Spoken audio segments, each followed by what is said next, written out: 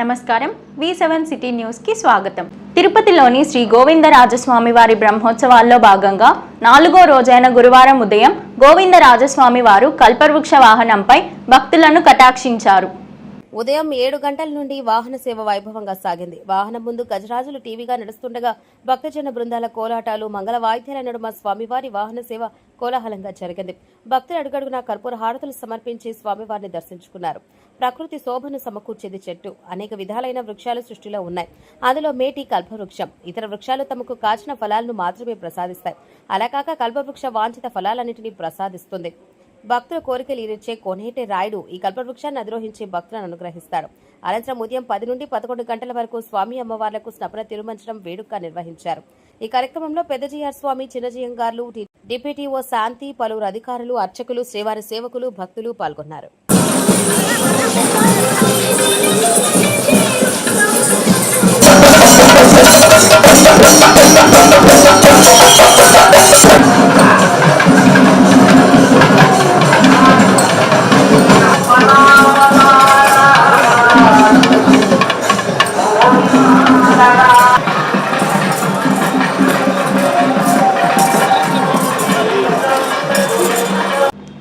TTD CVSOగా KV Muralikrishna గురువారం తిరుమల శ్రీవారి ఆలయంలో బాధ్యతలు స్వీకరించారు. ముందుగా శ్రీ వెంకటేశ్వర స్వామిని దర్శించుకున్న CVSO రంగనాయకులు మండపంలో బాధ్యతలు స్వీకరించారు. ఈ సందర్భంగా ఆలయ అధికారులు CVSOకు తీర్థ ప్రసాదాలను అందించారు. అనంతరం CVSO కార్యాలయంలో మీడియా సమావేశం నిర్వహించారు. శ్రీవారి ఆశీస్సులతో పాటు ఈ అవకాశం ఇచ్చిన ముఖ్యమంత్రి, ఉప ముఖ్యమంత్రి, డీజీపీ గారికి ధన్యవాదాలు తెలియజేశారు. గతంలో డీఎస్పీ, అడిషనల్ ఎస్పీగా పనిచేసిన అనుభవంతో భక్తులకు ఎలాంటి ఇబ్బంది లేకుండా భద్రతా ఏర్పాటు చర్యలు తీసుకుంటామని అన్నారు. టెక్నాలజీ పరంగా టీటీడీలో అనేక మార్పులు తీసుకొచ్చారు. వాటికి అనుగుణంగా భక్తులకు భద్రతకు చర్యలు తీసుకుంటామని తెలియజేశారు. ముఖ్యంగా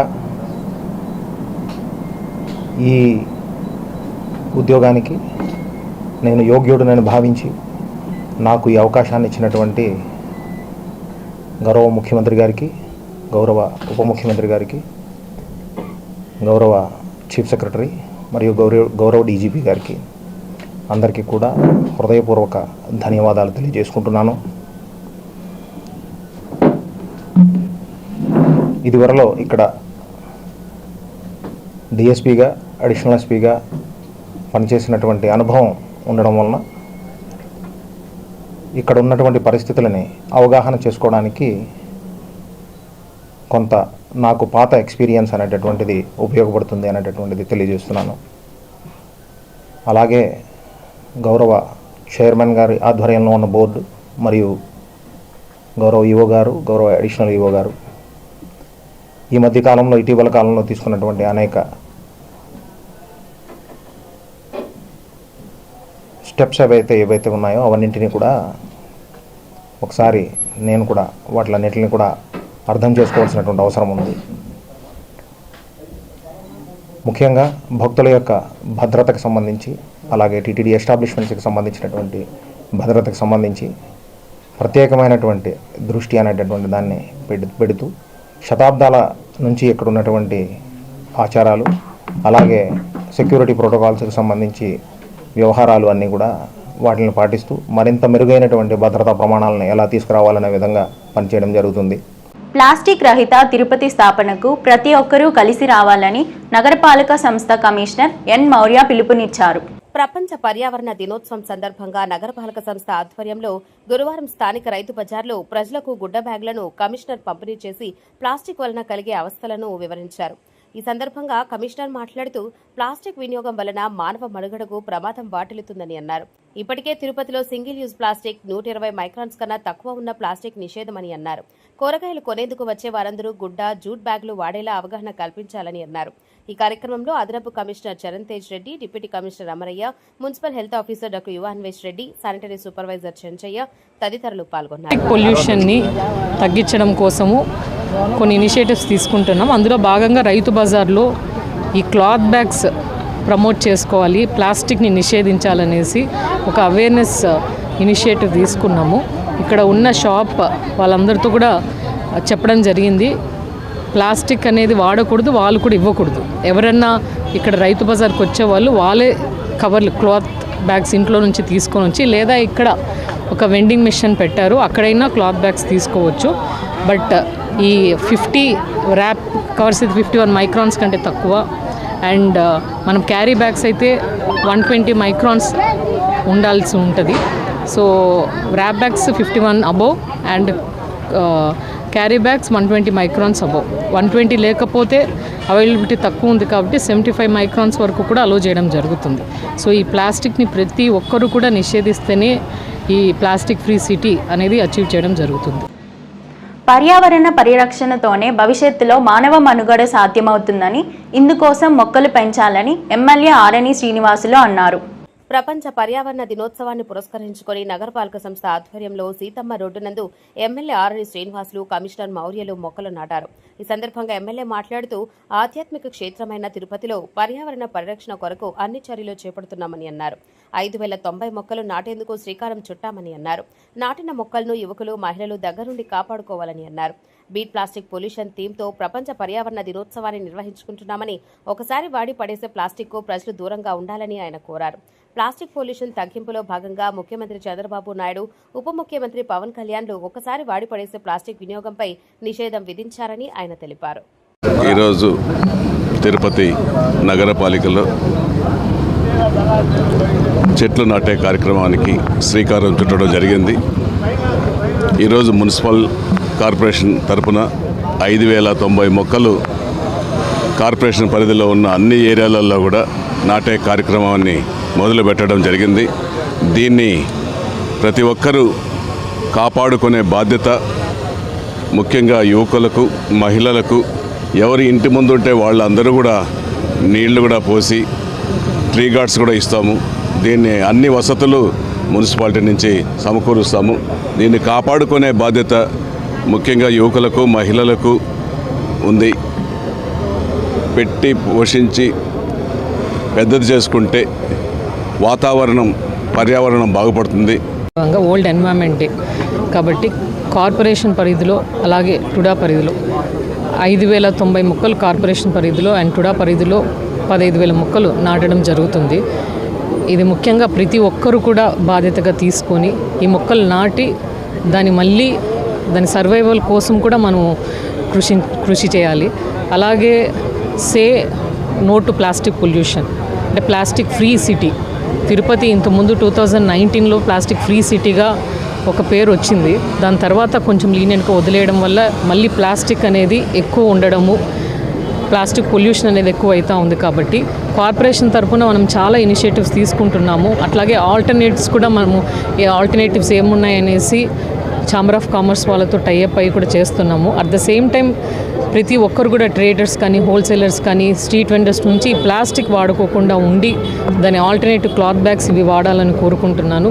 ఇది ప్రతి ఒక్కరు ఇన్వాల్వ్ అయితేనే ఈ ప్లాస్టిక్ ఫ్రీ సిటీ అనేది మనము అచీవ్ చేయగలుగుతాం. ప్రపంచ పర్యావరణ దినోత్సవం సందర్భంగా సత్యవేడు నియోజకవర్గం కేవీబీపురం మండలం బైరాజు కండ్రిగలోని నగరవనంలో జిల్లా కలెక్టర్ వెంకటేశ్వర్ మరియు ఎమ్మెల్యే ఆదిమూలంలు మొక్కలు నాటారు.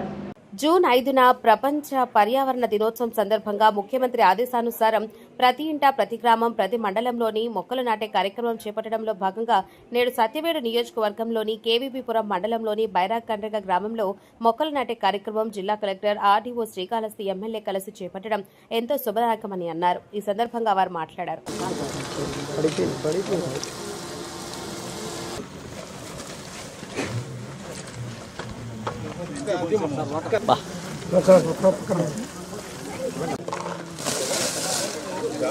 అందరికీ నమస్కారం.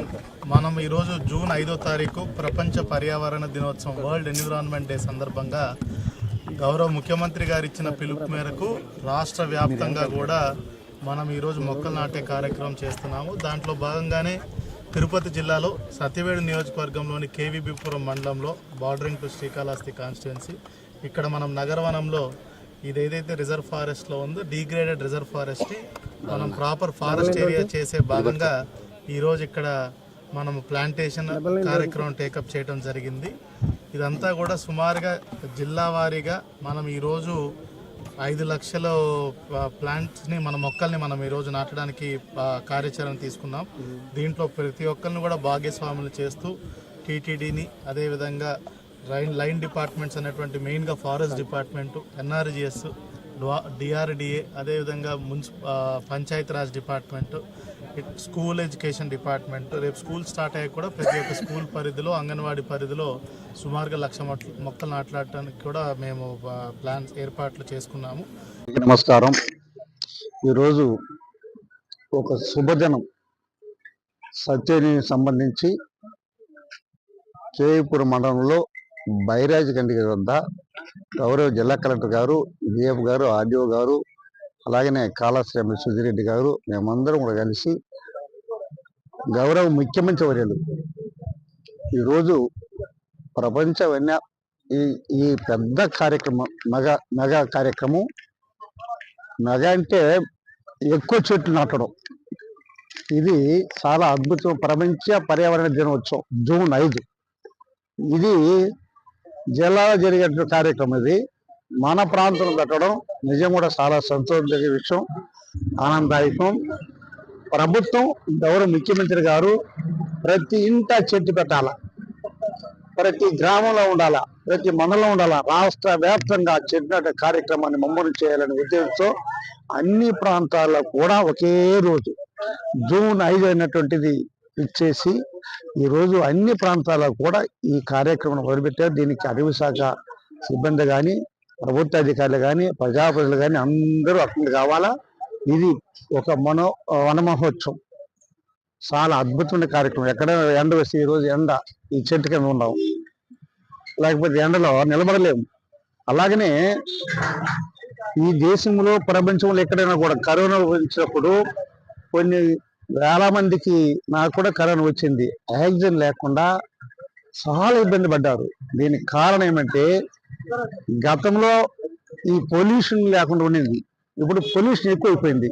దీన్ని తగ్గించాలంటే వాతావరణం, చల్లనటువంటి వాతావరణం. ఇప్పుడు పార్కులు పెడతాం, ఎన్టీఆర్ పార్కులు కానీ, ఇంకో పార్కులు కానీ, అంబేద్కర్ పార్కులు పెడతాం. ఆ పార్కుల్లో ఏమి చెట్లు పెట్టి ఆ చెట్ల కింద అందుకే ఈరోజు చెట్లు కూడా టూరిజం పెడుతున్నాం. అద్భుతమైనటువంటి ప్రదేశం. టవర్ కడుతున్నాం, మెడ్రాస్లో కట్టాము టవరు 7 అంతస్తులతో. ఇక్కడ ఇది టవర్ కడుతున్నాం తొడా నిధులతో. ఆ చుట్టూ కూడా చెట్లు పెట్టి ఆ బోటు ఒకటి పెట్టి దాన్ని చుట్టుకుని వస్తే విహారయాత్ర చాలా అద్భుతంగా ఉంటుంది. మీ ద్వారా కలెక్టర్ గారు చూశారు, తొడా వైస్ చైర్మన్ మౌర్య గారు వచ్చారు, అందరూ వచ్చారు. దాని త్వరలో ఓపెన్ చేయబోతాం. ఈరోజు మన ప్రాంతంలో బైరాజ్ గండిలో ఒక మహా కార్యక్రమం. ఇది వనమోత్సవం అంటే మగా కార్యక్రమం. అందరినీ స్వాగతిస్తున్నాం, చాలా సంతోషం ఉంది. ఇది దినదిన అభివృద్ధి చెందాల. ఇది ఒక్క రోజు పోయేది కాదు. ఇది ప్రతిరోజు వారి ఇండ్ల కాడ కానీ, వారి ఛానల్ కాడ కానీ, లేదు వాళ్ళ యొక్క చెడ్లు మిషన్ కాడ కానీ ఏడని పెట్టుకుంటే మధ్యాహ్నం కానీ, రాత్రి రాళ్ళ కానీ చల్లనటువంటి వాతావరణం వస్తుంది. గాలి వీస్తే చెట్టు కింద చల్లని వాతావరణం వస్తుంది. ఆ వాతావరణం, ఆ కాలుష్య నిర్వహణ అనేది పోవడానికి ఈ కార్యక్రమం పెట్టారు ముఖ్యమంత్రి గారు. కాబట్టి మన అందరం కూడా దీనిలో పాలుపంచుకోవాలా. గౌరవ ముఖ్యమంత్రి గారు ఏదైతే చెప్తున్నారో ఈ రాష్ట్రాన్ని హరితాంధ్రప్రదేశ్గా మార్చడానికి అన్ని ప్రాంతాల సుఖమైన జీవితం. ఒకప్పుడు అశోక్ చక్రవర్తి ఇరువైపులా చెట్టు పెట్టే కార్యక్రమం, అది ఆ రోజులని అశోక్ చక్రవర్తి అని పేరు పెట్టుకున్నాం మనం చదివేటప్పుడు. ఈరోజు గౌరవ ముఖ్యమంత్రి గారు ఈ ప్రపంచ దినోత్సవాన్ని పురస్కరించుకొని ఏదైనా కూడా మన ప్రాంతం, మన ఆంధ్ర రాష్ట్రంలో దీని మార్పు తీసుకుని రావాలా. ప్రపంచ పర్యావరణ దినోత్సవం సందర్భంగా రాష్ట్ర ముఖ్యమంత్రి నారా చంద్రబాబు నాయుడు పిలుపు మేరకు ఎస్వి వైద్య కళాశాల అదనపు వైద్య విద్యా సంచాలకులు మరియు ప్రిన్సిపల్ డాక్టర్ రవిప్రభు ఆధ్వర్యంలో మొక్కలు నాటే కార్యక్రమం నిర్వహించారు.